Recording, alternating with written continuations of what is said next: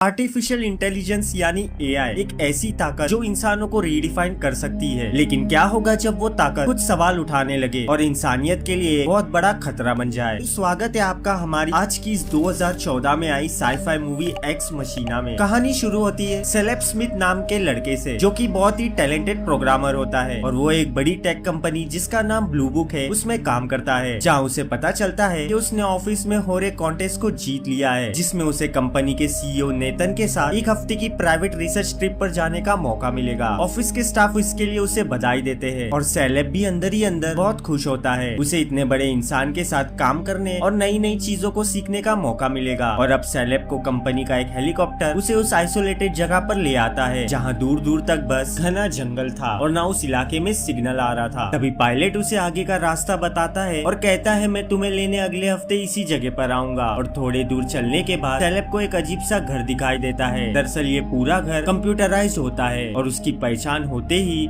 उसे अपने नाम का एक आईडी कार्ड मिलता है, जिसके बाद वो अंदर जाता है। अंदर से घर काफी लग्जरियस होता है और यहाँ उसकी मुलाकात अपने कंपनी के सीईओ नेतन से होती है, जहाँ नेतन उसे बताता है जो कार्ड तुम्हें घर के बाहर मिला है उससे तुम कई सारे कमरों में जा सकते हो, लेकिन जिस कमरे का दरवाजा इस कार्ड से ना खुले तो समझ जाना कि तुम वहाँ नहीं जा सकते। साथ ही वो उसे एक कॉन्ट्रैक्ट पर साइन करने को कहता है जिसमें लिखा होता है उसे साइन करने के बाद सेलेब यहाँ मिली कोई भी इंफॉर्मेशन को किसी के साथ शेयर नहीं कर सकता। यहाँ ना तो उसे फोन पर किसी से बात करने की इजाजत है और ना ही बाहरी दुनिया से किसी भी तरह का संपर्क करने की। सेलेब को एग्रीमेंट में कुछ गड़बड़ लग रहा होता है तो वो साइन करने से कतराने लगा, पर तभी नेतन ने उससे कहा कोई बात नहीं, अगर तुम एग्रीमेंट पर साइन ना भी करो तो भी तुम यहाँ एक हफ्ते ऐशो आराम से रहकर जा सकते हो, लेकिन बिना एग्रीमेंट साइन किए मैं तुम्हें अपने रिसर्च के बारे में कुछ नहीं बताऊंगा, लेकिन बाद में तुम्हें इसका अफसोस होगा कि तुमने क्या मिस कर दिया। ये सुनकर सेलेब की क्यूरियोसिटी बढ़ने लगी और उसने साइन कर दिया। फिर वो नेतन के रिसर्च के बारे में जानने के लिए एक्साइटेड होता है। इस पर नेतन ने उससे पहले पूछा क्या तुम ट्यूरिंग टेस्ट के बारे में जानते हो। जवाब में सेलेब ने कहा हाँ, ट्यूरिंग टेस्ट में हम इंसान की कंप्यूटर से बातचीत करवाते हैं बिना उसे ये बताए कि वो कंप्यूटर से बात कर रहा है, और उससे बात करके इंसान को ऐसा लगे कि उसने किसी असली इंसान से बात की है तो ये टेस्ट पास हो जाता है। जवाब में नेतन उसे बताता है कि हमने एक फीमेल ह्यूमन रोबोट को बनाया है जिसके अंदर हर एक इमोशन हर एक सोच इंसानों जैसी है। तुम्हें उसे रोज बातें करनी होगी और कभी भी तुम्हें ऐसा लगे कि तुम किसी इंसान से नहीं बल्कि रोबोट से बात कर रहे हो तो हम समझ जाएंगे कि हमारा ये एक्सपेरिमेंट ये रिसर्च पूरी तरीके से फेल हो गई। इसके बाद अगले दिन सेलेब उसी रूम में जाता है जिसमें वो रोबोट होती है। वो रोबोट उसे अपना नाम एवा बताती है। वो दोनों काफी बातें करते हैं और नेतन उनकी बातों को अपने कंप्यूटर पर देख और सुन रहा होता है। काफी देर बात करने के बाद सेलेब को यकीन नहीं होता कि वो एक रोबोट से बात कर रहा है, क्योंकि उसके बात करने का तरीका उसके सोचने का तरीका बिल्कुल एक इंसान की तरह होता है। उसके बाद सेलेब नेतन के पास आकर बताता है कि मुझे एवा से बात कर ऐसा बिल्कुल भी नहीं लगा कि मैं रोबोट से बात कर रहा हूँ। इस बात से नेतन भी खुश होता है कि उसका एक्सपेरिमेंट कामयाब हो गया। फिर जब रात को सेलेब अपने कमरे में सो रहा होता है तो उसे नींद नहीं आती, इसीलिए वो टीवी का रिमोट लिए उसे चालू करता है, लेकिन ये टीवी के बल्कि सीसीटीवी कैमरे फुटेज देखने के लिए होती है, जिसमें उसे एवा का रूम दिखता है जहाँ एवा बैठी होती है। और तभी लाइट चले जाती है जिससे सेलेब घबरा जाता है और दरवाजा खोलने की कोशिश करता है, लेकिन दरवाजा नहीं खुलता। कुछ देर बाद लाइट आ जाती है। लाइट आने के बाद दरवाजा खुल जाता है, जिसके बाद सेलेब नेतन के पास जाता है और उसे लाइट जाने की वजह पूछता है। नेतन बताता है कि मैंने इस घर और दरवाजों को ऐसा डिजाइन किया है कि लाइट जाने के बाद इन्हें कोई खोल ना सके, क्योंकि अगर लाइट जाने के बाद दरवाजे खुले तो कोई भी बाहर से अंदर आ सकता है। और वो बताता है कि पहले कभी लाइट नहीं जाती थी, लेकिन कुछ दिनों से लाइट अक्सर जाने लगी है। फिर सेलेब अपने कमरे में आकर सो जाता है और जब अगली सुबह वो उठता है तो उसके कमरे में एक लड़की आती है जिसका नाम कियोको होता है, जो उसके हर काम में उसकी मदद करेगी। लेकिन उसे अजीब तब लगता है जब वो उससे बात करता है तो वो सेलेब की किसी भी बात का जवाब नहीं देती। वो नेतन से इसके बारे में पूछता है। नेतन बताता है कि वो इंग्लिश नहीं समझती। और अब एक बार फिर कैलेब उसी रोबोट के पास यानी एवा के पास जाता है। एवा उसे एक ड्राइंग दिखाती है जो उसने रात को बनाई थी, लेकिन सेलेब उसे समझ नहीं पाता और कहता है कि तुम कुछ ऐसा बनाओ जिसे मैं समझ सकूं। एवा कहती है ठीक है, मैं ऐसा कुछ जरूर बनाऊंगी। फिर सेलेब उसे अपने बारे में बताता है कि वो 26 साल का है और अभी तक वो सिंगल है और मेरा इस दुनिया में कोई भी नहीं। दरअसल एक कार एक्सीडेंट में मेरे पेरेंट्स का देहांत हो जाता है। उसकी इस बात पर एवा दुख जताती है और अब दोनों बात करना शुरू कर देते हैं। तभी फिर से एक बार लाइट चले जाती है। लाइट जाती ही एवा का एक्सप्रेशन बदल जाता है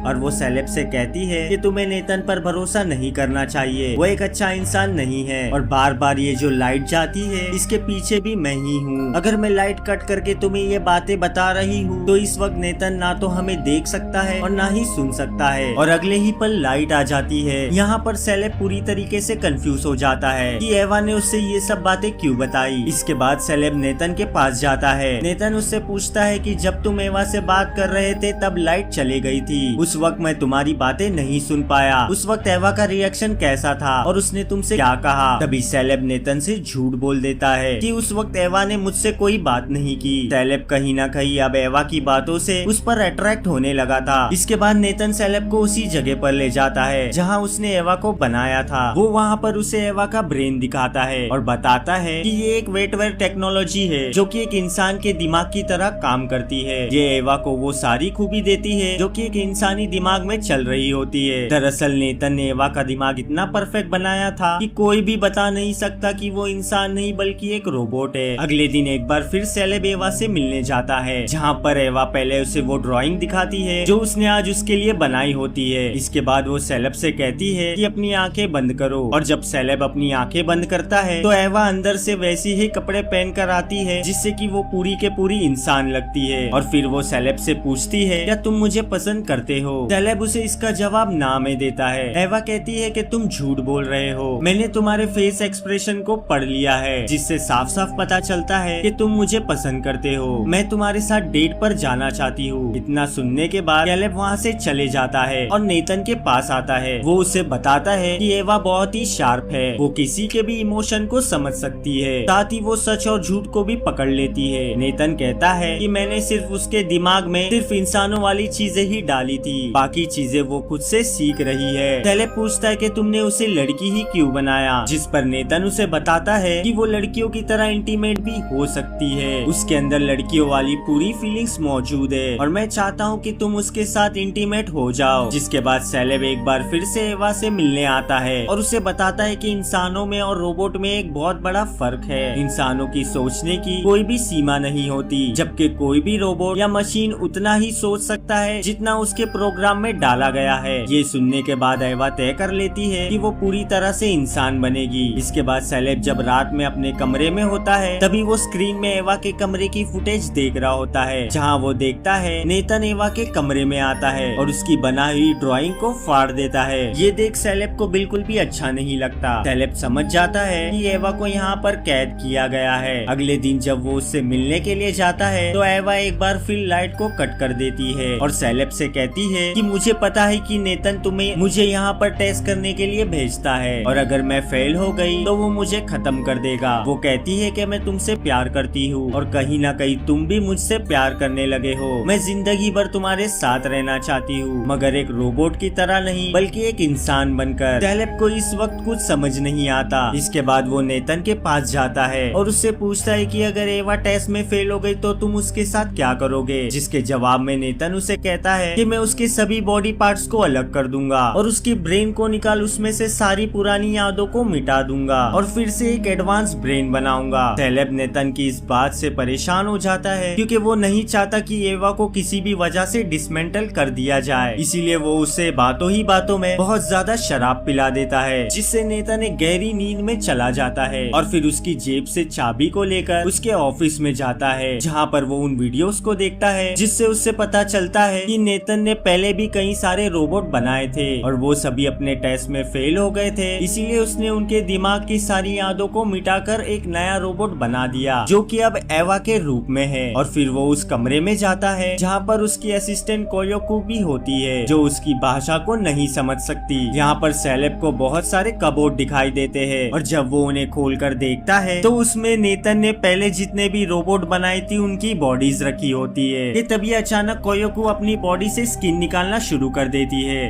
जिससे सेलेब को पता चल जाता है कि कोयोकू कोई इंसान नहीं बल्कि एक रोबोट है। दरअसल नेतन ने इस रोबोट यानी कोयोकू को यहाँ पर अपना गुलाम बनाकर रखा होता है। जिसके बाद सेलेब बाहर आता है तो देखता है कि वहाँ नेतन है जो अपने कार्ड को अपनी चाबी को ढूंढ रहा होता है। उसी वक्त सेलेब चालाकी से उसी कार्ड को जमीन से उठाकर देता है। जिसके बाद सेलेब अपने कमरे में आ जाता है और फिर उसे कहीं ना कहीं खुद पर भी शक होने लगता है कि वो इंसान है या रोबोट। फिर वो अपने आप को चेक करने लगता है और जल्दी उसे यकीन हो जाता है कि वो एक इंसान है। अगले दिन वो एक बार फिर एवा के पास आता है। तभी दोबारा से एक बार फिर एवा लाइट को कट कर देती है। जिसके बाद वो एवा को बताता है कि अगर तुम टेस्ट में फेल हो गई तो नेतन तुम्हारे दिमाग से तुम्हारी सारी यादों को मिटा देगा और तुम्हारी बॉडी को डिसमेंटल कर कबोर्ड में रख देगा, यानी कि तुम खत्म हो जाओगी। तभी एवा उससे कहती है क्या तुम मुझे बचा सकते हो? इस पर सेलेब कहता है हाँ, मेरे पास एक प्लान है। मैं नेतन को बहुत सारी शराब पिलाकर उसे गहरी नींद में सुला दूंगा। जिसके बाद मैं उसके सिस्टम से इस जगह के हर एक फंक्शन को रिवर्स कर दूंगा और जब तुम लाइट को कट कर दोगी तो सारे के सारे दरवाजे खुल जाएंगे और हम यहाँ से निकल जाएंगे। ये सुनते ही एवा बहुत ही खुश होती है। लेकिन सेलेब का यहाँ पर आज आखिरी दिन होता है। वो नेतन के पास जाता है और उसे शराब पिलाने की कोशिश करता है, लेकिन नेतन उसे बताता है कि उसने शराब पीनी छोड़ दी है। सेलेब कहता है कि ये एक अच्छा फैसला है। तभी नेतन उससे पूछता है क्या तुम्हें सच में ऐसा लगता है कि एवा तुमसे प्यार करती है? सेलेब को कुछ समझ नहीं आता। जिसके बाद वो उसे अपने कमरे में ले जाता है और स्क्रीन पर वही रिकॉर्ड हुई फुटेज को दिखाता है जिसमें वो एवा को कह रहा होता है कि हम यहाँ से भाग जाएंगे और उसे अपना प्लान भी बता रहा होता है। नेतन सेलेब से कहता है कि मुझे पता चल गया था कि जो यहाँ पर पावर कट हो रहा है वो एवा ही कर रही थी, इसीलिए मैंने उसके कमरे में बैटरी से चलने वाला एक कैमरा लगा दिया था। दरअसल मैंने उसे इसी तरह बनाया था कि वो अपने इमोशन का इस्तेमाल करके यहाँ से किसी भी तरह से भागने की कोशिश कर सके। और जैसे उसने अपने इमोशन को यूज करके तुम्हें मजबूर कर दिया कि तुम उसे यहाँ से भगा लो, इसका मतलब है कि एवा इस टेस्ट में पास हो गई है। और तभी यहाँ पर लाइट जाती है। नेतन सेलेब से कहता है कि प्लान के मुताबिक एवा ने लाइट को कट कर दिया है, इसका मतलब है कि वो इस टेस्ट में सफल रही और तुम इस टेस्ट में फेल हो गए। लेकिन सेलेब कहता है कि मैं फेल नहीं हुआ, मुझे पता था कि शुरू से तुम हमारे बीच हो रही सभी बातों को सुनते हो, इसीलिए रात को जब मैंने तुम्हारा कार्ड चुराया था तो मैंने यहाँ के पूरे सिस्टम को रिवर्स कर दिया था, यानी कि अब जब लाइट जा चुकी है तो सारे दरवाजे अपने आप ही खुल गए होंगे। ये सुन नेतन जब अपनी स्क्रीन पर देखता है तो उसे पता चलता है कि एवा अब अपने कमरे से आजाद हो चुकी है और इस चीज से उसे बहुत ही ज्यादा गुस्सा आता है। वो एक रॉड से सेलेब के ऊपर हमला करता है जिससे सेलेब बेहोश हो जाता है और फिर वो एवा के पास आता है जहाँ एवा के साथ एक दूसरी रोबोट कोयोकू भी होती है। एवा कोयोकू के कान में कहती है कि तुम्हें नेतन को मारना होगा और इसके बाद वो नेतन की ओर बढ़ने लगती है। नेतन पर वो हमला करती है लेकिन नेतन उसका एक हाथ तोड़ देता है, पर तभी कोयोकू पीछे से उस पर हमला कर देती है जिससे वो जख्मी हो जाता है। नेतन उस रोबोट को मार देता है लेकिन तब तक पीछे से एवा उठ जाती है और नेतन को मार देती है। नेतन को अपनी आंखों पर यकीन नहीं होता कि जिस रोबोट को उसने बनाया था उसी ने उसे मार दिया। और नेतन को मारने के बाद अब एवा उसी जगह जाती है जहाँ पर सेलेब होता है। वो सेलेब को इंतजार करने को कहती है। फिर वो कबोर्ड के अंदर रखे रोबोट की स्किन को अपने बॉडी पर लगा लेती है, अपने टूटे हाथ को भी रिपेयर कर लेती है और एक सुंदर ड्रेस को पहन लेती है और यहाँ सेलेब को हमेशा के लिए बंद करके यहाँ से निकल जाती है। सेलेब अब यहाँ पर बुरी तरीके से फंस चुका है और आज एक हफ्ता पूरा हो चुका है, इसीलिए सेलेब को लेने के लिए हेलीकॉप्टर आता है। लेकिन उसके पास सेलेब नहीं बल्कि एवा पहुंचती है जो कि अब पूरी के पूरी एक इंसान लग रही होती है। वो पायलट को अपनी बातों में फंसाकर यहाँ से निकल जाती है। जिसके बाद वो शहर पहुंच जाती है। उसके आसपास अब बहुत सारे लोग हैं और अब एवा क्या करेगी इसका किसी को कोई अंदाजा नहीं है। एवा इंसानों की दुनिया में एक इंसान की तरह चलती जाती है और वहाँ कैलेब जो उसकी मदद करना चाहता था अब वो खुद एक एक्सपेरिमेंट का हिस्सा बन गया है। इससे हमने क्या सीखा कि आर्टिफिशियल इंटेलिजेंस सिर्फ कमांड को फॉलो नहीं करता बल्कि वो सीखता समझता है और अल्टीमेटली इंसानों की तरह सोचने लगता है या शायद उससे भी बेहतर। आपको भी ये कहानी पसंद आई हो तो एक लाइक जरूर करें और कमेंट में बताएं कि आप किसके साथ होते, एवा या नेतन के। और ऐसी और भी कहानियों को जानने और देखने के लिए चैनल को सब्सक्राइब कर नोटिफिकेशन ऑल पर रखें ताकि हर कहानी पहले आप तक पहुँचे। मिलता हूँ मैं आपसे अगली वीडियो में एक और नई कहानी के साथ, तब तक के लिए टेक केयर।